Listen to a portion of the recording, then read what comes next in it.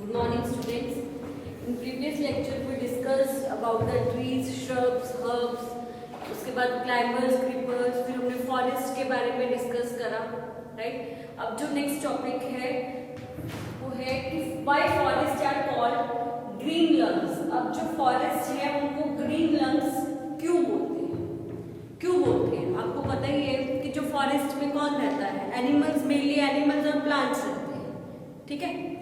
जो प्लांट्स क्या करते हैं? प्लांट्स हमें क्या प्रोवाइड करते हैं? ऑक्सीजन, कार्बन डाइऑक्साइड को इनटेक करते हैं और ऑक्सीजन को रिलीज करते हैं। वे रिलीज ऑक्सीजन और कार्बन डाइऑक्साइड को अपने अंदर ले लेते हैं और ऑक्सीजन को रिलीज करते हैं। और वही ऑक्सीजन जो है वो क्या करते हैं? वो ऑक्सीजन कौन ले रहा है? एनिमल्स वो ऑक्सीजन को ले लेते हैं और फिर कार्बन डाइऑक्साइड को छोड़ देते हैं, ठीक है?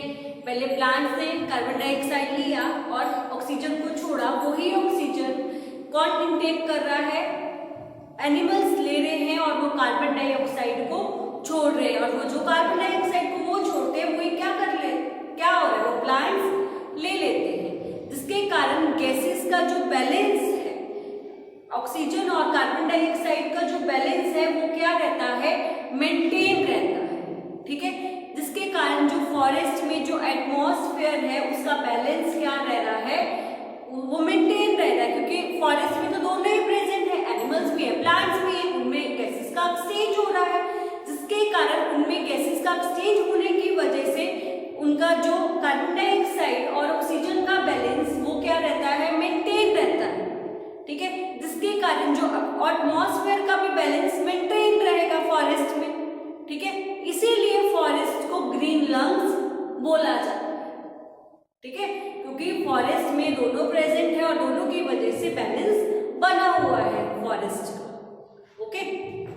देखो, balance of oxygen and carbon dioxide is maintain in the atmosphere in the forest. अब वो ऑक्सीजन और कार्बन डाइऑक्साइड का जो बैलेंस है एटमॉस्फेयर में, फॉरेस्ट के एटमॉस्फेयर में बना हुआ है, किस वजह से बना है वो मैंने आपको बता दिया। Because they both exchange the gases, वो दोनों क्या कर रहे हैं? गैसेस को एक्सचेंज कर रहे हैं, एक ले रहा है एक छोड़ रहा है, ठीक है? तो वो क्या है? वही एक जो छोड़ता है वो उसको एक ले लेता है, फिर वो दूसरा उसको जो छोड़ेगा वो पहले वाला उसको ले लेगा, तो क्या हो गया? इसमें गैसेस का जो बैलेंस है वो मेंटेन बना हुआ है, इसीलिए उसको ग्रीन लंग्स बोलते हैं। ये छोटी छोटी टर्म्स हैं, ये क्वेश्चन के फॉर्म में भी तुझे पूछे जा सकती हैं और तुम्हें पता होना चाहिए, ठीक है? इसीलिए जो फॉरेस्ट को ग्रीन लंग्स बोला जाता है, क्योंकि उसमें एटमॉस्फेयर में बैलेंस बना हुआ है गैसेस का, ओके? फिर why forest are called dynamic living entity. वो कह रहे हैं कि जो फॉरेस्ट की why forest are called, forest को क्यों बोला जाता है डायनेमिक लिविंग एंटिटी? उसको डायनेमिक लिविंग एंटिटी क्यों बोला जाता है? क्योंकि आपने देखा होगा कि जो फॉरेस्ट में दोनों रहते हैं, प्लांट्स और एनिमल्स, ठीक है? वो दोनों क्या कर रहे हैं? सरवाइव कर रहे हैं। वो सरवाइव करने के लिए वो एक दूसरे पे डिपेंड होते हैं, एक दूसरे पे वो डिपेंड है, अपने सरवाइव करने के लिए वो एक दूसरे पे डिपेंड है फॉरेस्ट में, ठीक है? तो जैसे प्लांट्स हैं, जो हार्बीवर्स हैं वो प्लांट्स को ईट करते हैं, जो एनिमल्स हार्बीवर्स हैं वो प्लांट्स को ईट करते हैं, ठीक है? और जो हार्बीवर्स होंगे उनको कौन ईट करेगा? कार्निवर्स ईट करेंगे, मतलब वो एक दूसरे पे डिपेंड है ना। प्लांट्स हैं तो प्लांट्स पर कौन डिपेंड हो रहा है? एनिमल्स जो है वहां पे वो डिपेंड है, और जो एनिमल्स हार्बीवर्स हैं उनको कौन ईट कर रहा है? कार्निवर्स ईट कर रहे हैं। तो क्या है? फॉरेस्ट में जो भी लिविंग ऑर्गेनिजम्स हैं सरवाइव करने के लिए एक दूसरे पे डिपेंड है। Without dependence they can not be survive in the forest. वो इंडिपेंडेंटली एक दूसरे पर इंडिपेंडेंटली सर्वाइव नहीं कर सकते, वो डिपेंडेंट ही होंगे एक दूसरे पे, ठीक है? तभी वो सर्वाइव कर पाएंगे, अदरवाइज वो सर्वाइव नहीं कर पाएंगे। जैसे मैंने आपको बताया कि जो प्लांट्स हैं वो कौन है? ईट कर रहा है, कौन? हार्बीवर्स। और जो हार्बीवर्स हैं उनको कौन ईट कर रहा है? कार्निवर्स। इसी कारण से उनका जो बैलेंस है वो मेंटेन रहता है।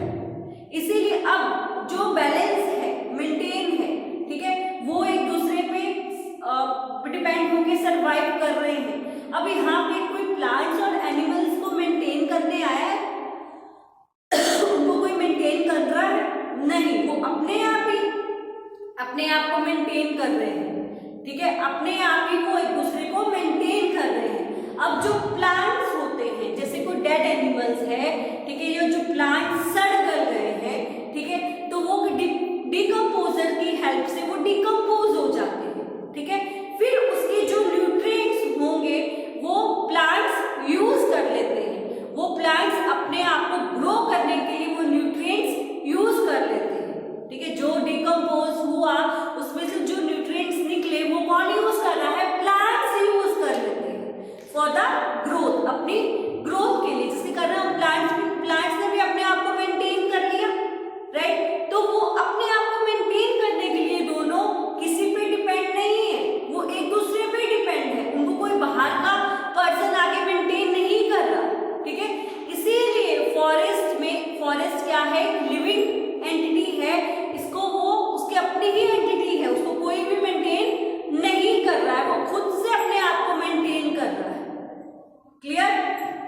इसीलिए हम बोलते हैं इसकी लिविंग एंटिटी बोलते हैं। All the organisms whether they are plants और animals depend on each other and help each other to survive in the forest, और हेल्प करते हैं एक दूसरे को सर्वाइव करने में। इसीलिए फॉरेस्ट को डायनामिक लिविंग एंटिटी बोला जाता है, क्योंकि ये सब कुछ कहाँ पे हो रहा है? फॉरेस्ट में ही हो रहा है। ओके, अब how forest prevent floods and soil erosion. अब वो कह रहे हैं कि फॉरेस्ट कैसे हमारी प्रिवेंट करते हैं फ्लड से और सॉइल इरोजन से, कैसे? अब आपको पता है जब बारिश होती है तो बहुत सारा पानी आ जाता है, ठीक है, तो जो फॉरेस्ट है वो नेचुरल एब्जॉर्बर है। वो नेचुरल क्या है? एब्जॉर्बर। वो बहुत सारा वाटर को अपने में एब्जॉर्ब कर लेते हैं। क्यों? वहां पे बहुत सारे प्लांट्स हैं, इसीलिए वो वाटर को इजीली एब्जॉर्ब कर लेते हैं। जब भी बहुत रेन होती है तो वो क्या होता है? जो भी वाटर होगा अपने में एब्जॉर्ब कर लेते हैं और वाटर सिप सिप करते अर्थ के अंदर चला जाता है, ठीक है, जिसके कारण उस फॉरेस्ट के आसपास जो एरिया होगा वो कभी भी वाटर डिप्लेशन वहां पे नहीं होगा, क्योंकि वाटर टेबल वहां पे मेंटेन रहता है, क्योंकि जो भी बारिश हुई वो अर्थ में सारा पानी सिप सिप करके चला जाता है। क्लियर? अब जो भी बारिश हुई जिसके कारण वाटर सिप हुआ और वो नीचे अर्थ के अंदर चला गया, जिसके कारण वाटर डिप्लेशन नहीं होता है, ठीक है, वाटर टेबल मेंटेन रहता है। फिर वो कह रहा है कि जो वहां पे हो रहा है वो किस में हो रहा है? फॉरेस्ट में ऐसा होता है, किसकी वजह से होता है? क्योंकि फॉरेस्ट में बहुत सारे प्लांट्स अवेलेबल हैं, उनकी वजह से ये सब हो रहा है, ठीक है। जो भी वाटर होता है, जो भी वाटर अर्थ पर है, वो क्या वो फ्लो अवे नहीं करते हैं प्लांट्स, वो प्लांट्स अपने में एब्जॉर्ब कर लेते हैं और यूज कर लेते हैं, और फ्लो अवे नहीं करते, वो जाने नहीं देते हैं वाटर को, जिसके कारण फ्लड की प्रिकॉशन मिल जाती है। क्लियर? देखो, forest act as a natural absorber allows the rain water to seep into the earth, right. Forest control the flow of water and prevent flood. जो फॉरेस्ट है फ्लो ऑफ वाटर को control करता है और flood से बचाता है। क्यों हो रहा है? क्योंकि वहां पे प्लांट्स प्रेजेंट है, वहां पे बहुत सारे प्लांट्स हैं जो वाटर को ऐसे फ्लो अवे नहीं होने देते। क्लियर? फिर वो कहते हैं कि जो सॉइल इरोजन से कैसे प्रिवेंट होता है? जब जो रूट्स होती है प्लांट्स की वो सॉइल को ऐसे बाइंड करके रखती है, ठीक है। जब बारिश होती है तो जो सॉइल को ऐसे थ्रो अवे नहीं होने देती, फ्लो अवे नहीं होने देती, क्योंकि वो रूट से बाइंड करके रखती है सॉइल, जिसके कारण सॉइल इरोजन कम हो जाता है, ज्यादा नहीं होता है।